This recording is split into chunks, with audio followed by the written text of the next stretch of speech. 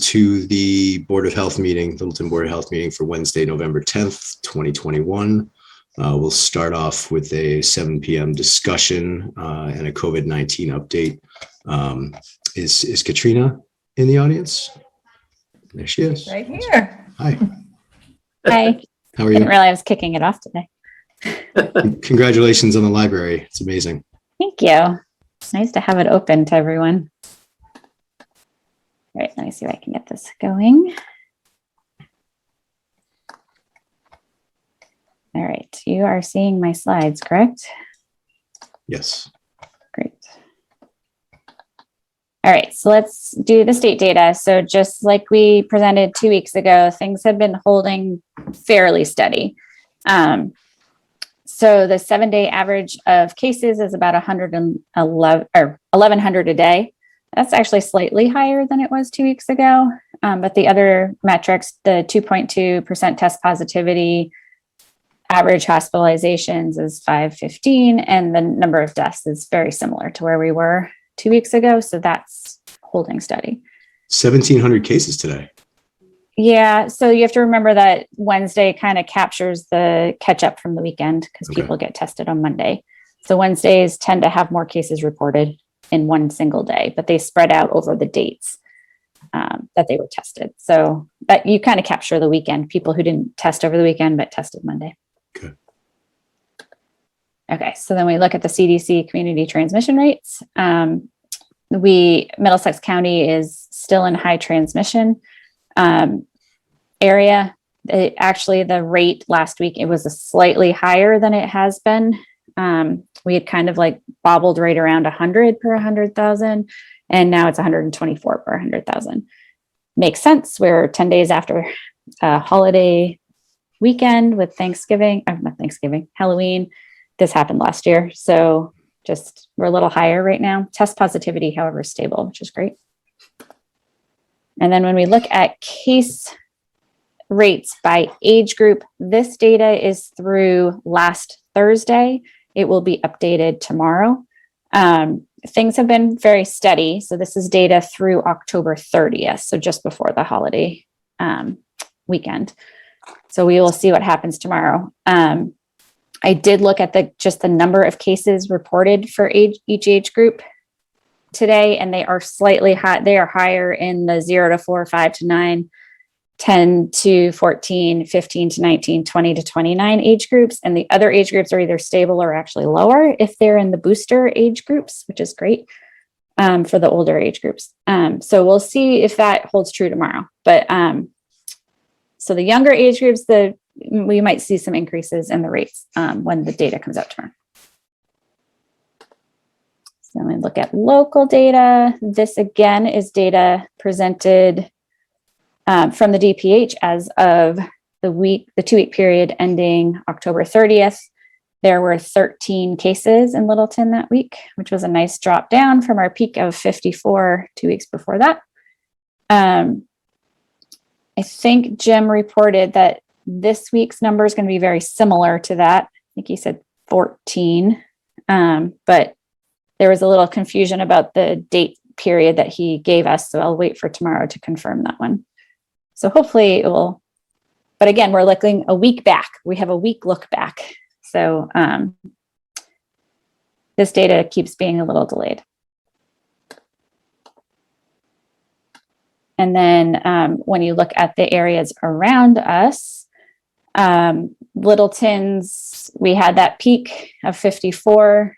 And then as of last October 30th and that 2 week period, that data, we were down to about 10 per 100,000, which was great. And actually all the other areas we tracked were very stable and right around 15. So we were a little lower than our surrounding area and the border towns, things like that. And then we look at test positivity, we had the same trend. We were very high, and then we're back down right into a similar level as the county as of October 30th. So those are trends that they mimic each other. But again, the area around us is very stable, just like the state and the county were. And then when we look at the community transmission rates, again, you can see that stable trend for the state the county and the areas around us. The border communities are a little bit lower, and those are classified as substantial community transmission. Littleton had this big drop, so we actually just tipped into moderate. My guess is this isn't going to hold. So this is just part of we have big swings. We're probably, we'll end up meeting everyone else soon. And the reason I say that is because we have our school data, and that seems to be our early warning system of what's happening in town. So given household transmission, social patterns, things like that, these data are much more up to date just because the school's testing and the school's receiving reports week after week. So remember, all the data I just presented to you for the local data was through October 30th, and we can actually see in our schools last week's school cases and half of this week's school cases. So we kind of get a look into what might be happening. So we're a week and a half ahead of what the DPH has reported for Littleton, basically. So last week there were 4 cases reported in the district, and this week, as of today, the total number this week is 6. And those have been primarily in Russell Street. So that age group that has just recently become eligible for vaccination. So our unvaccinated age groups, and a couple in the high school. So luckily there was 1 in Shaker Lane last week, but there's been none this week so far, and none in the middle school so far. So again, if you look at the peak, this was our peak of 52, encompassed these 2 weeks. And then we had some really low weeks. And now it looks like we might be coming up again in the next couple of weeks, if the trend of this being our warning system holds. This is the vaccination coverage for Littleton. We've actually had some really good movement and improvement of our vaccination rates in the last 2 weeks. And as of last Thursday's report, so that's 11/4, 76.1% of all Littleton residents have been fully vaccinated, and 7.1% were partially vaccinated, for a total of 83.2% with at least 1 dose. And then, of course, the 5 to 11-year-olds became eligible at the beginning of this month, and doses began being distributed, and we had our town clinics. So tomorrow's data should capture the town clinic if they continue to pull the data on Tuesdays. So it'll be really interesting to see how this changes tomorrow. Was that about 650 eligible in that 5 to 11? Well, so there's 900 eligible in the schools, and I think there's about 600, according to this denominator, there's around 650 in the DPH denominator in this age group, some 650, 700. So, we're talking like 40% of the school population, 40% of the school population may have gotten doses on Monday alone, let alone anyone who's getting it through a pharmacy, a pediatrician's office, other clinics that are happening. I know there are a lot of people who went right out and got their kids their first dose, which is great. So I'm really excited to see what happens to this data tomorrow. And still, even before 5 to 11, we were doing really well in the last couple of weeks. And then I just want to come back down to zoom out a little bit. This is the cases reported every 2-week period since I started working on this back last, August 2020. And the reason I want to do this is just to bring us, as we enter into the public health messaging piece of my presentation, I just want to give us perspective, because I've only been showing you this kind of portion of the graph, and I think you can kind of lose how, where we look compared to where we've been. So this 13 cases that we had in the 2-week period ending October 30th looks very similar to where we were actually last Halloween. And in November, as people started going indoors, we had more, cold weather, people more indoors. And then the holidays, this is when we had this period of rapid escalation last year. And this is actually expected again this year because COVID is airborne. COVID is efficient at spreading when you're indoors and in proximity to people. And we are entering this period of this colder weather where we will be spending more times. Plus, there's the holidays coming up. So those are the conditions under which we expect transmission to be higher. And will similar pattern to last year. We have vaccines right now. So this will help us. This one of our mitigation layers we didn't have at our disposal last year. So that is a key piece to keeping the lid on things, but also the other tools that we have in our toolkit are important as well. So speaking of vaccinations, there are people who are eligible for boosters who should consider going out to seek one. So for individuals who received Pfizer or Moderna as their initial series, that group is eligible for boosters after 6 months or more from their initial series. If they are 65 years and older, they should get a booster. If they are 50 years and older with an underlying medical condition, they should get a booster. If they're 18 years or older with an underlying medical condition, or who works in a high-risk setting, such as first responders, healthcare providers, school staff, daycare providers, grocery store workers, anyone who works for the public transit too, those may get a booster. And then for people who got the J&J shot, it is recommended that everyone 18 and older who got the J&J shot to go seek a booster of your choosing.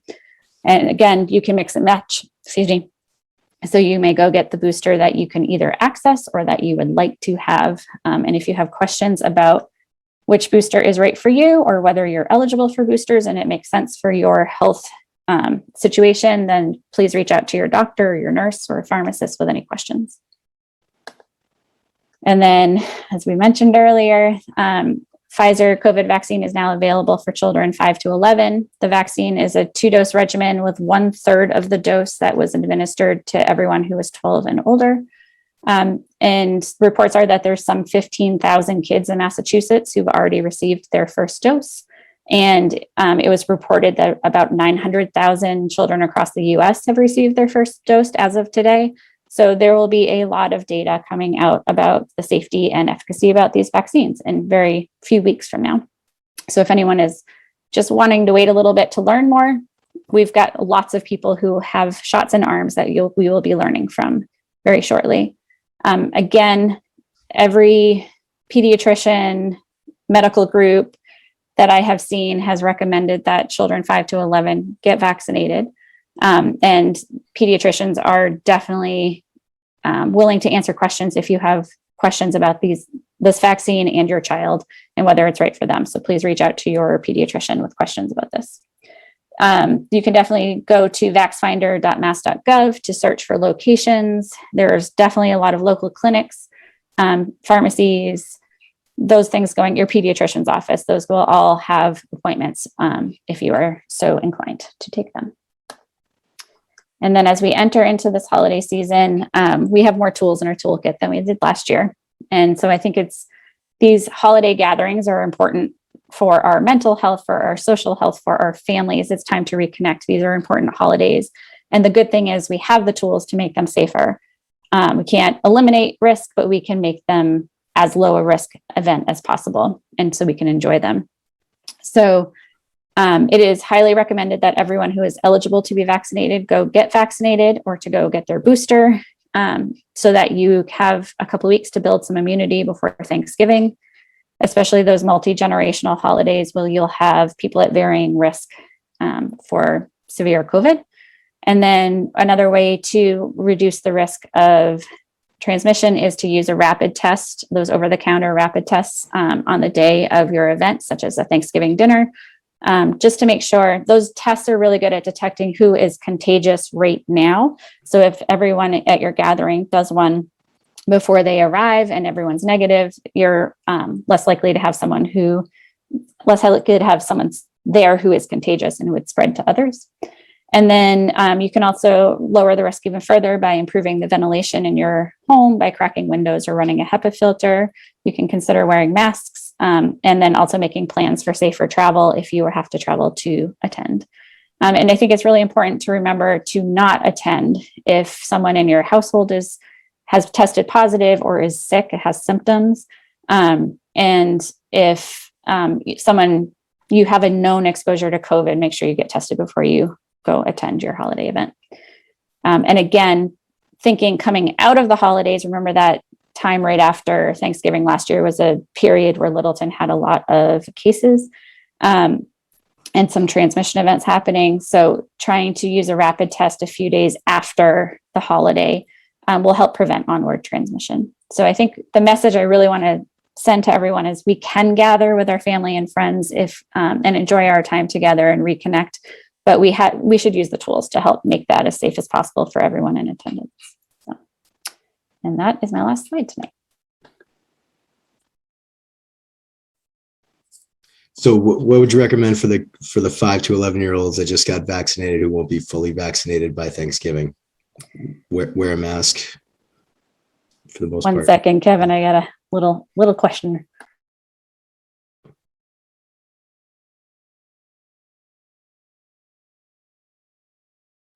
Sorry, I'm solo parenting here. The kid who just got home. Okay. So how can we make Thanksgiving safer? So I think if your kid just got their first dose, they'll be partially vaccinated. They should have some immunity building in their body in the next couple of weeks, which will be great.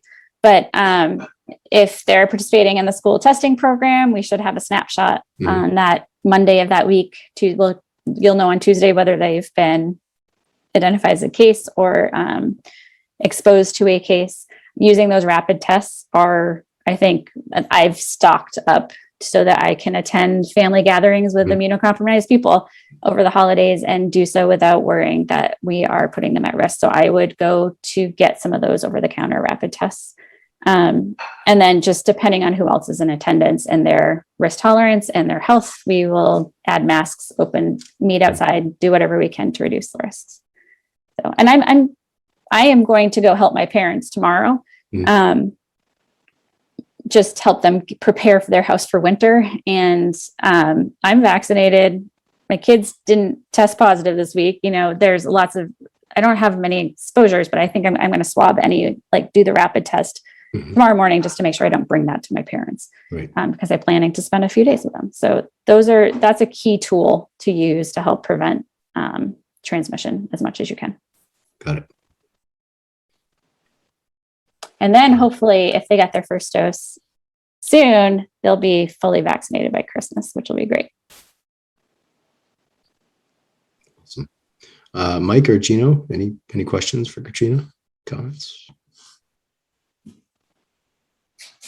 Gino, you're muted. A lot of people ask me, says, when are they going to eliminate the mask? I said, well, you got to be patient. That's it. We'll let you know. That's all I can say. Mike? Yeah. The only question they ask me is, no matter where I go, when they going to take the mask off, Gino? I said, we got to be safe at the moment. The state will let us know as soon as possible. As long as nobody gets sick. Mike? Yes, I think we're in. What I liked about what Katrina had to say tonight is it amplifies a concern. There's reason to be optimistic, but as far as I can make out, it is very unclear now that we have the vaccinations. This is looking at a much larger population perspective, but we can learn a lot from it. Yeah. And that is that there's very little experience with this virus when you have a certain proportion of the population vaccinated and another portion not. Yeah. So you're sort of what we're looking at when we talk about mitigation efforts is that if you happen to be in the indoors and in the physical and in the presence of people who are taking the mitigation steps seriously and wearing masks because they understand something very simple that adults and children who are vaccinated still could be, as it were, carrying the infection, however modestly. They're going to think about, as Katrina and others think about it, doing testing, wearing masks, the whole. However, I'm looking at the percentage of people, not just in Littleton, but broadly speaking in our nearby towns. I've looked at the data that unfortunately Jim sent today that was misstated is actually, it's up to date. In other words, we're going to see the actual, the corrected data, if it's corrected tomorrow from the state. But basically, we're holding stable. Meanwhile, there's another town that's now up to 49. Okay? So what I'm saying, there's no dome over Littleton. They've been saying this for a while. And I believe that the Katrina's made it crystal clear that when you when you gather with others, and we all agree to this, that we should deploy all the tools at our disposal, testing, especially vaccination, masks, distancing, the whole 9 yards. So we can be concerned about Littleton, but there's a limit to what we can, shall we say, not control, but hopefully influence and direct. And I don't have an answer to this, but one of my concerns is that time goes along, a few more weeks. I'm trying to plan for the time when the interest in people taking off masks is going to be somehow or other a false signal that, quote, not to worry. Okay. And I want to make very, very sure that we have a better grasp of how do we live with, shall we say, a certain constant fluctuating level of disease infection, not just in our town, but everywhere we go. And I'm not talking about going to Florida or Texas. I mean, just take a look at Vermont, and I'm sure Katrina knows this, they were doing just fine. And now they're one of the hotter areas, especially rural Vermont. So there is a connection with vaccines. No one understands quite what it is. That is, the more people you have vaccinated, the fewer, shall we say, the fewer hospitalizations and the fewer deaths. But that doesn't mean that you don't test positive for COVID. That's becoming clearer and clear that we have to think a little bit more broadly, perhaps, beyond test positives for COVID. And I'm hoping Katrina and others will, weigh in on this, because what we're looking at is we can't eliminate the virus. We can't drop it down to 0. I mean, I would consider it miraculous if we get below 10 in our town. Okay. But where are we going forward? Not just with masking, but how do we message the notion of being, shall we say, organized, conscious, and aware, so that we don't, as it were, ignite a larger fire? So, I'm not proposing we do this, but suppose the masking mandate were taken off, with us sitting at 14 and, let's say, Happy Stowe at 49, okay? Or Middlesex sitting where it is right now. I'm not suggesting we should do it, but I'm giving you sort of the scenario I think we're going to be looking at for sure.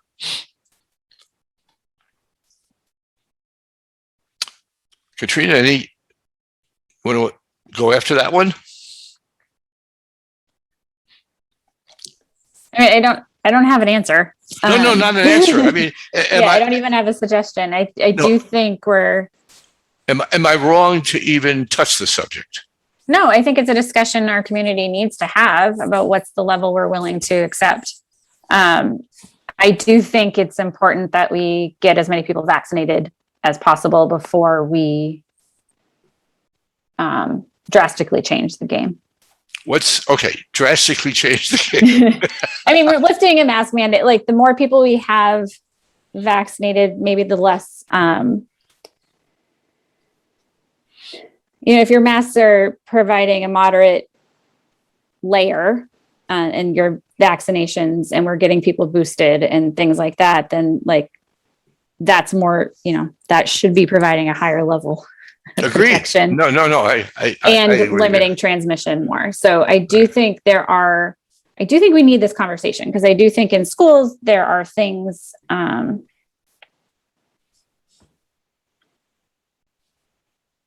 we have to balance that. What are we limiting in other arenas that we may not be considering. And like a school has the testing program, they have the contact tracers, they have the nurses, they have all these other things. They have ventilation that they've set up in every classroom. Like that's a different scenario than a business that has done none of that. So it's hard to answer this question. No, I agree. That's exactly the scenario we're looking at. Yeah. Okay. And I do know that there's an interest on the part of, I'll say, parents without I don't know the quantity of parents who would like this to basically not have masks in schools. All right. Take the masks off. And there are all sorts of reasons, mainly revolving back to the community as well as in the schools, where that might not be the greatest idea. Okay. It's given the situation and how children, shall we say, respond to the infection and how adults do it. So all I'm saying is there are a couple of conundrums coming up, and I think we ought to be prepared for them more than just nodding our heads and saying, yes, they're coming. I'm saying they're not just at the doorstep. I think they're ringing the doorbell. Mm-hmm. Well, right now, the Department of Elementary and Secondary Education has a mask mandate in place unless the school building is going to go for a waiver. And I believe that would only apply. Does it only apply to high schools? Yes. No, it is any building that reaches 80% vaccination of students and staff, everybody in that building. Yeah. So at this point in time, we have 5 to 11 who are eligible. So they will be added. They are feasible to be added to that list by January. I just want to point out that, forgetting the deadline, that the mask mandate that we have here in town in its current form extends into the schools. So if someone hits the 80% mark and Desi says, you're fine, and we have our mask mandate in place, the masks don't come off in the schools. I'm just saying that's the mechanics. And if we're in a current situation where we're getting, 6 cases in one building. I'm just saying in the town, because what we are able to collect immediately is the data from the total town, some of which is attributed to the schools because that's where some of the COVID cases come from. We get the data from the schools first. Yeah, it comes in first, but we have the case trends. Okay, we know the cases tell us what's going on, but in terms of who's vaccinated and who's not, who got how many breakthroughs, if there are any, how many folks who contracted COVID who are not vaccinated. I've asked Jim to see if he can extract that out of Maven for this new period coming up. That might help provide us some guidelines. Mm-hmm. So what I'm saying is that in the meantime, I think that the notion of pushing vaccination should be at the top of the list, regardless of where things are. I think that is the most important thing we can do. Yeah, I mean, that's the most positive, and I don't want to let go of that. I will have to say that the town has done we've had this conversation on the COVID working group of like, how can we get more people vaccinated? And we've brought the Vax Bus back now 3 times. This clinic got set up for the 5, specifically to target 5 to 11. And then also there were some boosters given in those clinics for adults who were present. And there's been outreach to Elder and Human Services. I went and did one of the COA's highlights videos. I did an interview for there. Like, we've been trying really hard to do outreach to get as much vaccination as possible. And speaking of that, for example, there was, I believe, a correspondence that I'm just going to give you a picture of the kind of things we're looking at. There's a correspondence sitting in our docket from basically the senior center wants to put on a luncheon in, I guess, December. And they're looking they've had as many as 100 in the all-purpose room. And they like to invite as many as possible. And I can certainly understand why they do that. And when I ask the question or try to get an answer to the question, do the folks over there know how many of the seniors that are likely to attend or who are avid attenders who are vaccinated? They haven't a clue. They're not clear on that. Well, we'll talk about that when we go through correspondence. Yeah, what I'm trying to do is bring it up to give you a highlight of, that's an easy one to address, okay, compared to all the rest. Yeah, I think the next few weeks will be telltale as far as what direction we're going to go in. Hopefully the vaccinations will help. We don't have a repeat of what it looked like last fall. Okay, I want to say this, and I guess it's getting lost in translation. It doesn't matter what the data, let's put it this way. We're at a point where no one knows what the meaning of the data really is, and we're not magicians, all right? So in other words, predicting what happens when we get a certain proportion vaccinated or not vaccinated, what's the mitigation rate or whatever you want to call it, we will not be able to come to a reasonable projection and advisory, okay? Because we will not know. But we will know with everyone eligible to get vaccinated or not that they are well protected against severe disease and hospitalization and Oh, death. absolutely. So like that is at the end of the day what we Okay. should care about. Well, no, yes, that's all we can care about, but we do have a masking mandate, and if we didn't have it, we would be encouraging people, just like we are tonight, encouraging, vaccinated or not, when you take the mitigation effort seriously, think about where you're going, who you're with, and all the rest. So what I'm saying is that even if the vaccination rate in town goes over 80% or whatever the magic dollar or magic number is, we will be living with a kind of hum or burning of the disease. And I think we ought to think about how we want to address that. But I agree 100%. Let's press as hard as we can for vaccination, as we have been doing since the beginning that the vaccination appeared. One more comment. Pfizer is going for an authorization so that everybody gets a booster.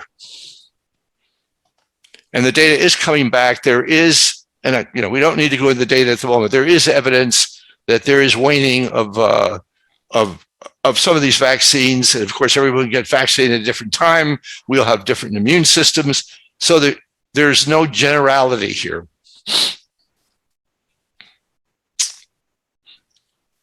Well, thank you. Yeah, we'll keep an eye on all the data and the latest from Pfizer, and I think that everybody can still get a booster if they're eligible, even before they approve it, right? They authorize it, yeah. I mean, right now, the CDC, like I said earlier, the CDC says if you've got Pfizer, Moderna before, so everyone who got J&J should get a booster. Like 18 plus, just go get one of your choosing if it's been at least 2 months. And then Moderna and Pfizer, if that was your first series, if it's been 6 months and you are 65 and older, you should go get your booster. If you're 50 and older with an underlying medical condition, you should go get your booster. And otherwise, it is, you may go get your booster if you work in a high risk setting, if you have an underlying condition.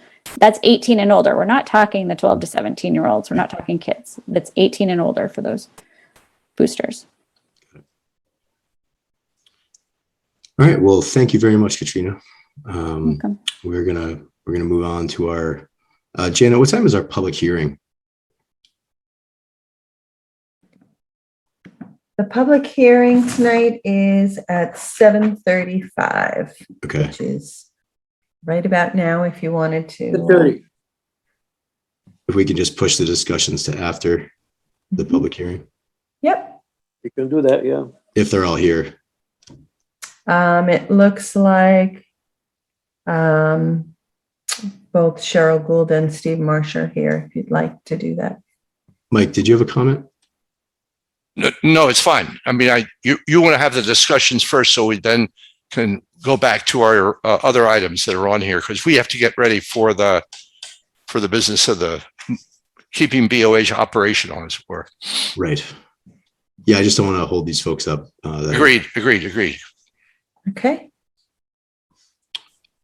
So it's 7:35. We'll open the public hearing for Wellington Drive O&M. I'm moving them in to be panelists now. That just takes a minute.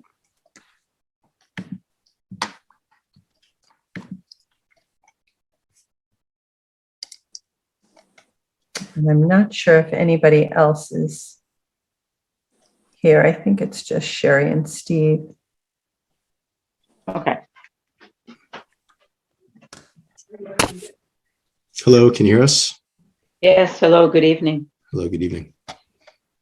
I can hear you. So we have Wellington Drive. Can you give us an update? Steve, you want to speak? No, go ahead, Sherry. Okay. We're here tonight to have the septic permit approved. We've been working for almost a month and a half now with Town Council and Mr. Griffey to get all of the paperwork in line. This is a shared system for the Wellington Drive subdivision, and I think everything that he was looking for is in. I think there were some pages missing in the way it's scanned in, but there was nothing missing from the documentation. And when I checked with Janet this morning, I believe she confirmed that he now has everything to allow this to be approved. Okay. Mike? When I'm a bit confused here. Maybe the document went by me or wasn't sent or not part of the packet, but I can't find a document in which Mr. Marsh's name appears on the contract with, because I believe that one of the key events here is a contract with a professional maintenance operation, which basically safeguards the shall we say, the concept, the operation of it. And I haven't seen any documentation of recent vintage indicating that both of them, that Mr. Marsh is, I'm sure he wants to, but you know, I'm a firm believer in the hit by bus theory. Okay.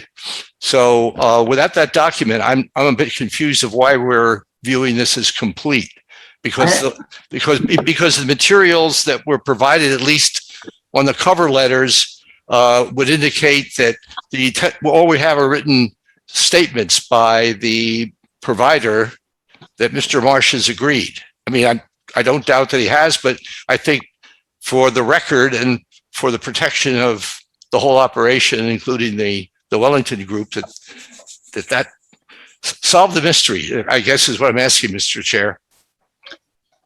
Well, I don't know if you got this email forwarded from Kim Packard of Small Water System Services that they've contracted with Stephen Marsh. But there's no record in the copy I have of a document that has his name on it. There is, Stephen Marsh was acting as the contractor's agent to obtain the contract with the O&M plan. Stephen Marsh acted on behalf of the Wellington Drive Homeowners Association, and the contract from SWSS is with the Wellington Drive Homeowners Association. It's labeled Wellington Drive 5-lot subdivision. What document shows this? Shows his signature as, I mean, are you telling me that he is not the, I don't mean most of it. I'm just curious why, more than curious why there's no documentation for this that has his name on a line that says, yes, the Wellington community is entering into a contract with Kim's company, and here he represents us. Therefore, he's empowered to sign. Okay, that may be asking too much, but I want something from whoever's responsible for Wellington, because they're the ones with the contract. So we have engineers who have presented the engineering and the as-built plans. We use different subcontractors for different portions of this. I am more than happy to present to the board a authorization from the owner of both the Homeowners Declaration Wellington Drive and James DiAugustine, who is on the contractual form as an authorized signatory, to either state that Mr. Marsh was authorized by Wellington to sign it or to have them re-sign it. It is clearly a contractual agreement that was executed by the SWSS Water Systems, and the terms of the requirements for the approval were that the Wellington Drive Homeowners Association have this agreement in place. It's been executed and it's been confirmed by Kim that this agreement is in place. Okay, So I'm sorry. more than happy, Jim, to get you a Wellington Drive authorization from Phil Yes. Phil Brouillard or Jim. yeah, we need, in my view, and I don't No hear any, problem.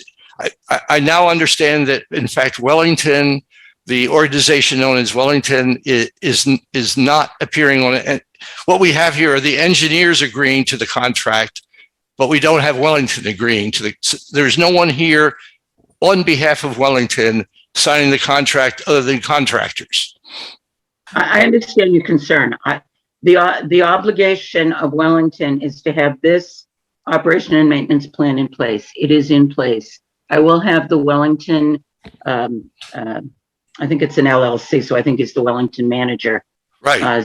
send you down immediately an authorization that said he either authorized Steve to sign or he ratifies and affirms the contract with SWSS. Thank you, Sherry. I knew you'd understand perfectly. That's fantastic. Thank you. Sorry to take all the time with this, but I don't like, hit by a bus scenarios. Got it. Took me a minute, but I've got it. Thank you. Okay. Gino, any comments? Well, she just stated, as soon as we get those documents, and then Janet will verify it and will send this to us in the email, and then we should approve and All right, sign. let me just- Ms. Bertoloni, if I may, I'm going to ask if you would approve it subject to my getting that document to you. I'd get it first thing tomorrow, but I don't think any of you are going to be there. Let me just Correct. quickly I'm read- not sure if Jim Greffey is working tomorrow, but the town offices are closed tomorrow for Veterans Day. We don't need Jim to amble in on this. I think Sherry Ms. Gould has a great solution, because if it's subject to that being presented, that's all she's worried about. She's done her part, or that Wellington's done their part, the contractor's done their part, and it's subject to their doing their thing. So I don't have any problem with a motion that would say, upon receipt of the documentation with all relevant parties signing, it'll be approved by the board. Quickly, let me just read Jim's comments because he did send them over. Mhm. Wellington Drive. The Wellington Drive development is served by a shared sewage disposal system, which was approved by the board on June 12, 2020. As a requirement for the approval of the shared sewage disposal system, Title V requires the recording of a grant of Title V covenant and easement on the deed for the properties to outline the legal, financial, maintenance, and inspectional obligations of the shared system on the owners of the properties. This document was recorded on the deed for the property on June 12, 2020. The document is included. The above-mentioned grant document contains a financial obligation to provide a financial assurance mechanism to ensure the upgrade of the shared sewage disposal system in the event the system fails to protect the public health and environment. The mechanism names the board as an additional beneficiary in the event the system owner fails to upgrade the system if it fails to protect the public health and the environment.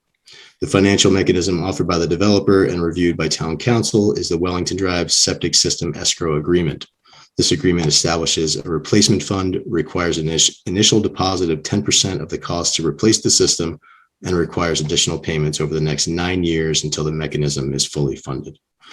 The mechanism is designed to provide the town, through the Board of Health, the ability to abate a failed system on this site if the owner fails to do so, and the document is presented for the board's approval and signature. I asked the attorney for the developer to correct the document on page 3, item 9, to reflect the new bank chosen to hold escrow. If the change is made, the document reflects the document reviewed by town council. And I did see that change was made. So, I can receive check emails tomorrow and forward those to the board if that's what's preferred. It seems to be most sufficient. When that way, everyone can get on with their lives without having another meeting. Okay. is there a motion? I'll make the motion that the subject to appropriate signature by a representative of Wellington and the contractor that the Wellington Drive septic system escrow agreement requiring board approval that the board agrees to, or the board will proceed to approve it. Second, Okay, roll call vote. Gino Fratelloni, yes. Mike Zeldin, Mike Selden, yes. and Kevin Baker, yes. Does that mean that you can sign that permit so that theoretically I can get a building occupancy permit on Friday, Janet? I'm not sure who has to sign it. Who? Isn't it will the, have to- don't I need the certificate of compliance to go to Ed? Yeah, Ed's not in on Friday, but I can have Mike do it for you on Friday. If you give me a text when you email me the form, I'll send it out to the board. I get the okay from them. I'll give Mike the okay. Perfect, thank you. Thank you. Thank you. Thank Thank you you. very much for your time. Thank you, Mike, for your explanation, and everybody else for your willingness to do this today. Thanks, Sherry. Have a good night. Have a good All night. right. Good night. All right, so we can bounce back to the discussion on potential interview questions for prospective Board of Health applicants. Yep.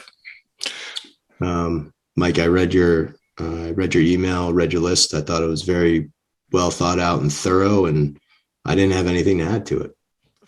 I do. Okay. I'm sorry. Yeah. I thought that everybody would be throwing questions in, so I just figured the only thing I would add to mine it's where I have a listing of preferred, I'll call them experience and knowledge.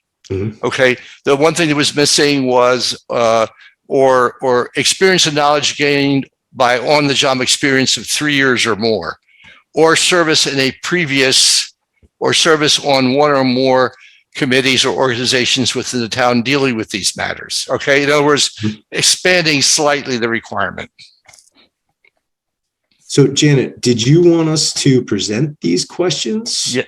Yes, they have to. It's public. So shall we present them to the select board? Is that what your intention was? My understanding from, so Maren Toohill gave me some instruction just because they've gone through the same situation in the planning board.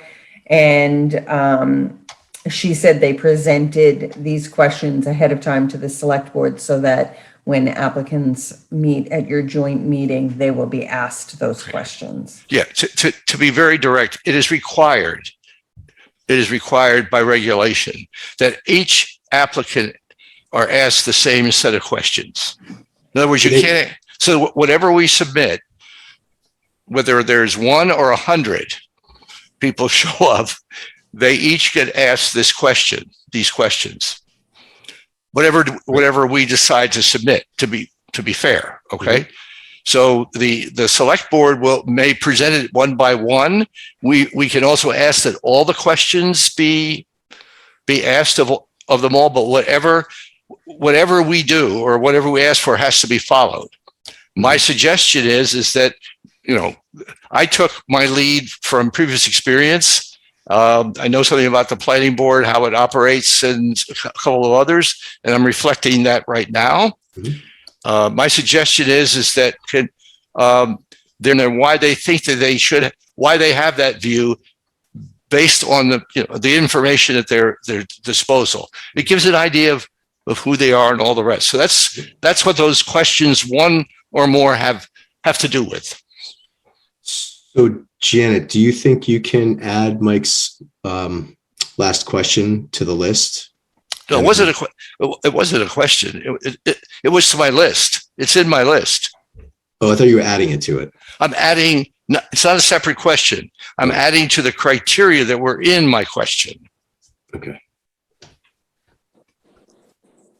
If you notice, one of the questions has a list of things that have you had any of these I'm just adding something called previous on the job or on the commit, or have you served in the committee with similar skills required, period.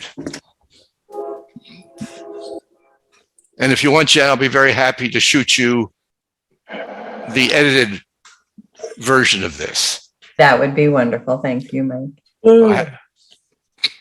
Easy, Gino, easy. Anyway, all right. And then I think, do we need to vote on approving those? I think we should. Okay. I mean, it's us, and we're going to ask that all of them be all the questions. And I don't know what else you're going to be doing, but whatever questions we decide on, we're going to have to ask that they ask them all. Okay. Are we allowed to take a vote on that during a discussion, or do we have to wait till our December 1st meeting and have it as a public hearing?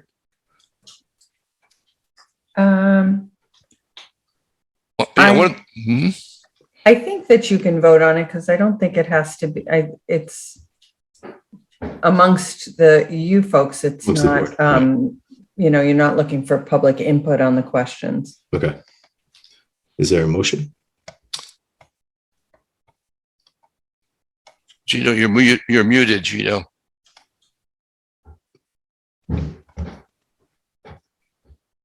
You're still muted. There you go. Okay. Can you hear me now? Yep. Okay. So what kind of the motion would be what, to accelerate, or what would you say, the motion? I would say it would be to accept the questions and qualifications put Make forth. a motion to accept those, questions for qualification. Yeah, that'd be okay. That's I'll just add to that after receiving the final draft from Janet. Okay, after we receive the final draft from Janice. Okay. I'll second that. Okay. A roll call vote, Gino. Gene, okay? Mike? Mike Sullivan, yes. And Kevin Baker, yes. That's good, Mike. You're a troublemaker. That's okay. I still love you. All right. So next discussion, the charitable gifts to the local Board of Health by community organizations in an effort to assist protecting the public health. I know we had an organization that was looking to make a donation. It doesn't look like that's going to pan out, but if we'd like to have some further discussion about that, just in case there are organizations, I'll open it up to any comments. What kind of donation they're talking about? I think without having a formal request or anything, I don't think there's anything I have to add, because the rules are pretty clear about how to proceed. And at the moment, there isn't anyone who is coming forward with this. This was an exploratory, shall we say, ask. In other words, someone asked the question and information was supplied, and that it's gone quiet. Let's put it that way. But in general, they need to send a letter to Janet. And if it's under $500, it's something that the town administrator can approve. If it's over.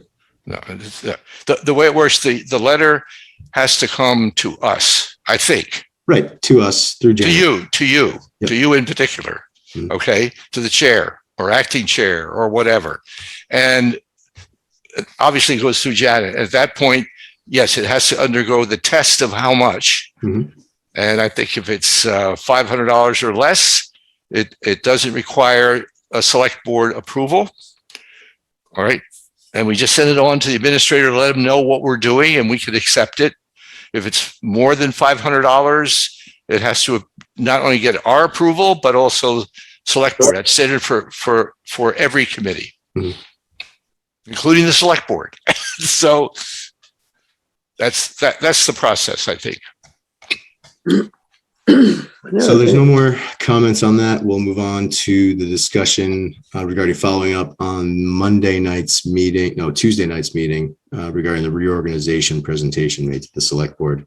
Mike, I know you were in attendance. Yep, I think Gino was there too, so he could correct all my mistakes. I'll do it this way. Just so you know that I did arise and approach the podium and addressed the select board and the town by video, I guess, and thank the town for quote leading in and basically doing their very best to adhere to the rule, to adhere to the strong suggestion that they take measures to prevent themselves from getting sick by masking and the rest, and encouraged all to get vaccinated if they haven't and get boosters if they had. And I also thank Mr. On behalf of myself and the board for his effort along with his staff for arranging for and executing a clinic for the vaccinations of the 5 to 11s and others who showed up for the clinic. And said, and piggybacked on that and saying, if the little kids can come out and do it, the adults should come out. So wherever you are, come out and get vaccinated. The next activity having to do with it, of relevance to us, was a PowerPoint presentation by Ed Mullen, who's the Commissioner of Land Use Office, and he gave a sort of an overview summary along with an organizational chart in which the health agent appeared as being a reporting function to him. I made it very clear that was not acceptable, only because he has no authority. I mean, it's nothing against Ed Mullen. He does not have the statutory authority to do that.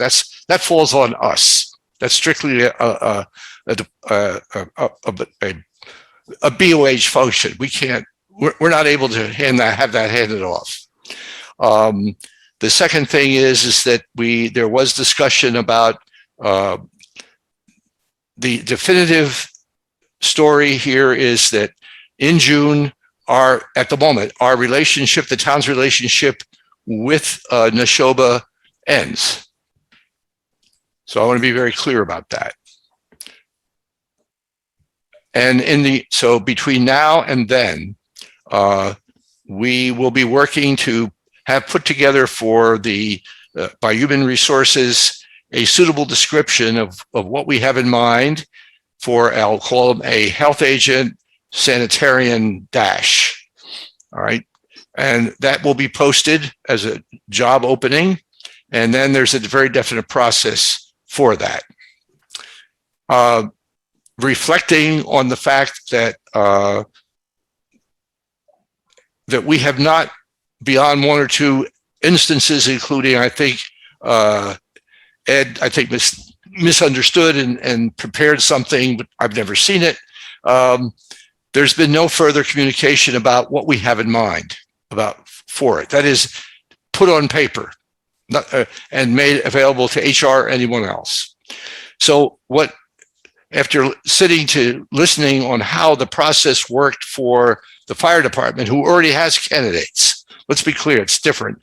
It occurred to me very quickly that given the fact that this is the first time in years that this board is positioned with the idea of who are we going to hire in order to be, quote, our health agent, sanitarian, whatever you want to call it. This is the first time it's happened. So I'm sure all of us have our own ideas, but I thought it would be useful if we started talking to someone, even if I have only one session, an experienced individual, maybe not from Littleton, maybe should not be from Littleton, who can assess who we are because they know Neshoba perhaps, and give us some insight that may be different than any of us have. And on that basis, we can construct, I think, a far more useful set of criteria that we can work with HR in order to make our posting as attractive and as relevant to our needs as possible. And I'm trying to work that out, but I don't want to go any further unless my colleagues here think this is a good course to follow. At the same time, I've asked both Gino and some time ago, I asked Gino and Dan to put together something that we could be used. If you remember it, I think it's in the notes, in our meeting notes, it would be very useful to have both of those gentlemen forward to us as soon as possible their drafts, whatever they have, so at least we can come up with two other independent views, as it were, of where we should be heading. So that's what the discussion was about. The main point was to make sure that everyone understood that in the end, this board is going to have to take major responsibility for selecting from the candidates. If we see enough and they're qualified, it will be up to us to decide who is a worthy hire. I think it's a great idea to get someone with experience, a past health director in a surrounding community to come in and maybe do an assessment. See really what our needs are and see what the description of the individual that might do the best job at filling those needs might be. It'd be a good idea if there's an engineer too. That way it saves a lot of problems. I'd like to add something that maybe Mike forgot to mention.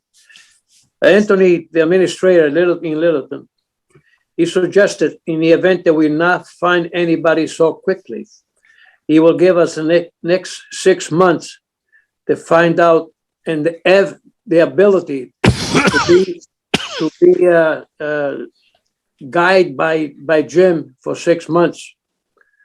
That way we are in a situation that we don't have to worry about anything. In the meantime, we'll find out who's going to be able to participate in this particular job. My suggestion is, if you build a building, you have to have somebody expert, and he did jobs. You have to ask the individual that is inclined to say, I know I can be one of the agent, but if he doesn't have an experience, I don't think is even worth talking to him. If he's an engineer and he knows, and he's been an engineer for a long time, and he feels that maybe he might take this particular job, then he has the experience, like Jimmy does. I'm telling you right now, there's very few people like Jimmy. I'm really sorry that we're going to lose him. But he will give us, he will guide us. In the meantime, you have 6 months if we don't find somebody right away. I just like to point out that the reason I didn't mention about the Shelby is that it is not clear to me that there would be any motivation, financial or otherwise.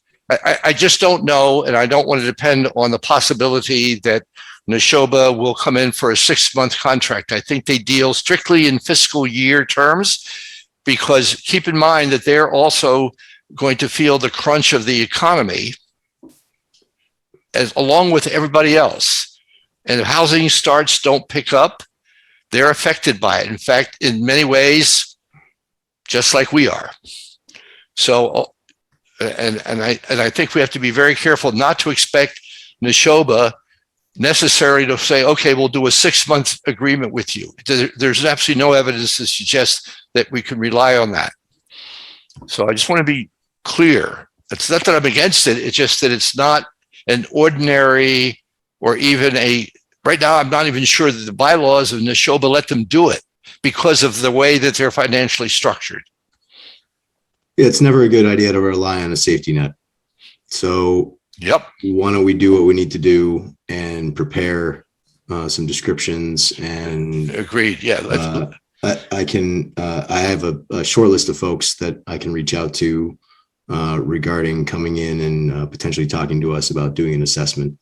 That'd be wonderful. Fantastic. So I can see if they can speak to us at our December 1st meeting, unless we need to do some sort of executive session prior to that offline, where we can sort of give them a tour, quote unquote, of the operation, which might be just above and beyond what happens on Zoom. So.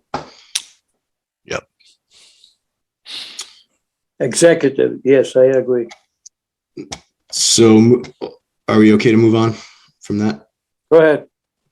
Board vacancy, there's going to be a joint meeting December 6th with the select board to talk with applicants and ask them questions, review their resumes and cover letters. At the end of said meeting, there will be a vote by the select board and a vote by the Board of Health. I'd like to get some clarification, and Janet, maybe you can help us get this clarification. Each individual member of each board votes on the applicant. So there are 5 members of the select board and there are 4 members of the Board of Health. So we'll need to, and are proxy votes allowed? If there's a chance to review an applicant prior to the meeting and a member of either select board or the Board of Health cannot attend the meeting on December 6th? I'm not sure about anything about proxy votes. Those were not mentioned to me. But I did clarify that it is 1 person for 1 vote. So yes, they have 5, you have 4. So just in the instance, I know, for instance, Mr. Zeldin is not available December 6th. Gino, hopefully you're available. Hopefully Dan's available. I'm available. I think we should have lined up our ducks in a row regarding proxy votes and paperwork, powers of attorney, whatever needs to happen in order to ensure we have the correct number of votes from the Board of Health. I was going to suggest that I do know, because I saw it last night, that the select board also has what do you call it, Zoom pickup for people who are not able to be present at the meeting. They had a number of folks providing information last night, outside contractors doing it. I'm going to ask Anthony when he returns, I guess Friday or whenever, whether or not, because I'm only going as far as Chicago this time. I'm not. You may have internet. Yeah, I'll have internet where I am. I can assure you. Okay, it may be deep into the ground, but I'll have internet. I'll see, and then I'll change. I'll try to, since it's in the evening, I'll try to arrange my schedule accordingly to attend remotely if I can. Okay. I mean, in the case you're detained and you're unavailable, I'd just like to make sure that you're able to have a vote. Yeah, I think I'll do my best to, once I see the applicants, to, sort of get a feel for what's going on, what we got. Thanks. And Janet will be receiving applications from Diane Crory as they come in. You're muted. Sorry, that is my understanding that Diane Crory will send them simultaneously to the select board and to me, and I will forward them to you immediately. Okay, thanks. Correspondence. So that'll all happen December 6th. Mark your calendars. Correspondence, as Mike touched on, we did have correspondence from the Council on Aging. Let me just.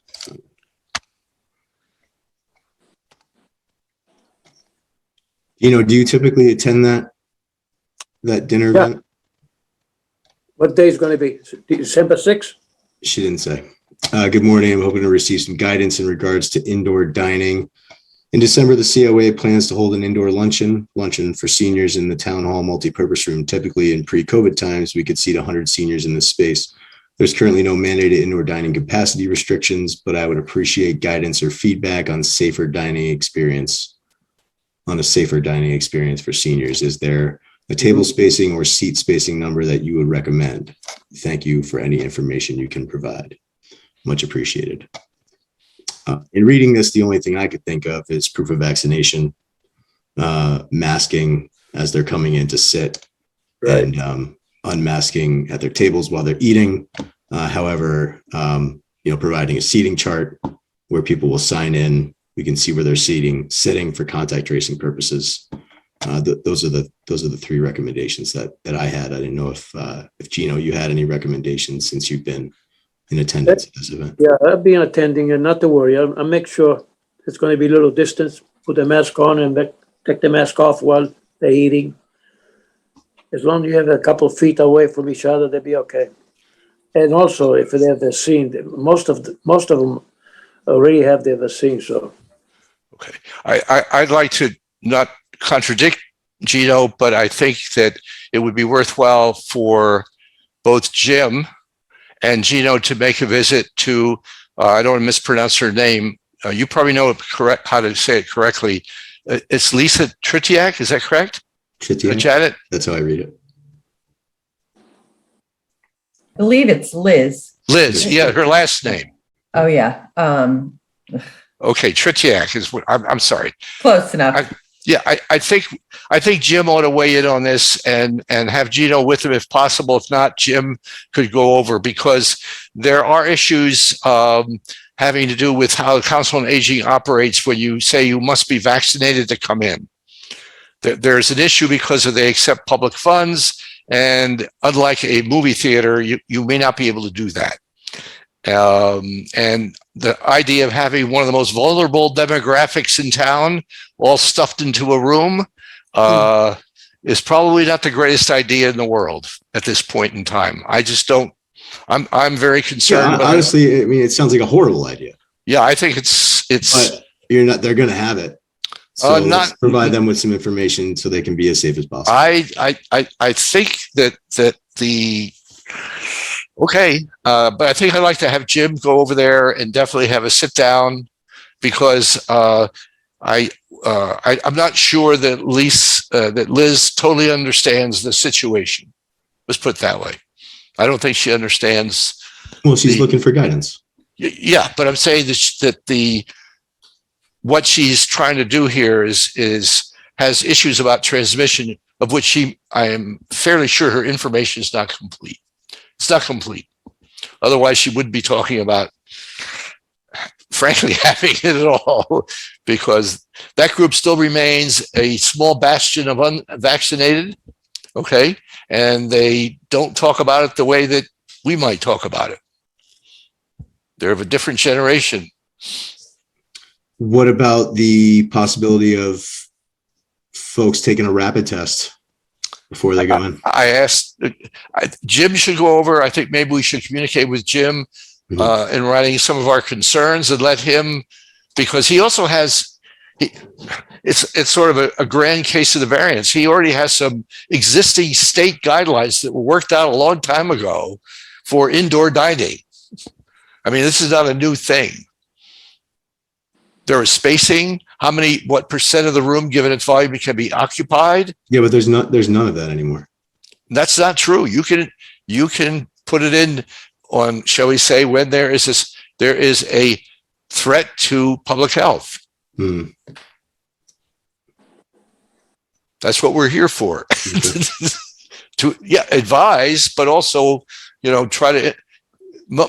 I think Liz would cooperate with us right down the line. Yeah. I don't think she would just go ahead and just do it.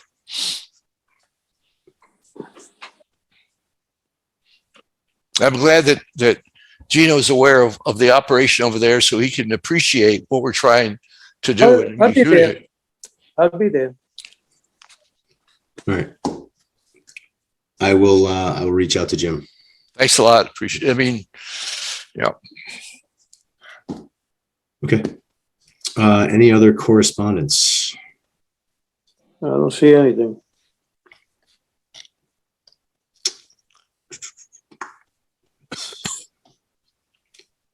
DMR reports. Those all passed. We invited Mr. Palmer and Mr. Sanders to the meeting. That I don't think they're here. No, neither of them were able to attend.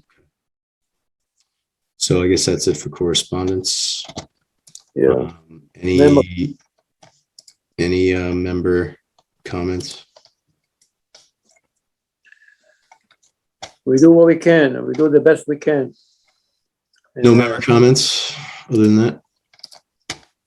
Public comments? No comments from anybody. Nobody has their hands raised? No. And then Minutes for October 13th and October 27th, 2021. Okay. I make a motion to accept it. October 13th, 21 and October 27, 21. Mike, you're muted. Yep. I'll second the motion made by Mr. Fratinelli. Frattalone. Oh, Gino- sorry. Yeah, I just want to see if he's awake. By Gino- Gino. Gino Frattinelli, Huh? Frattalone. With two Roll call T as vote. well. roll call vote. Gino Frattinelli, Mannaggia Bishirido. Gino Frattalone, yes. Mike Zeldin, Mike Zeldin, yes. and Kevin Baker, yes. You guys are lucky that I love you. And I think let's see, our next meeting is going to be held December 1st. And I think all that's left is a motion to adjourn. Make a make a motion to adjourn. I'll second. All right, Gino Fratelloni Gino Ferroni, yes. and Mike Zeldin Mike Zeldin, yes. and Kevin Baker, yes. And say hello to everybody. I'll see you in December. December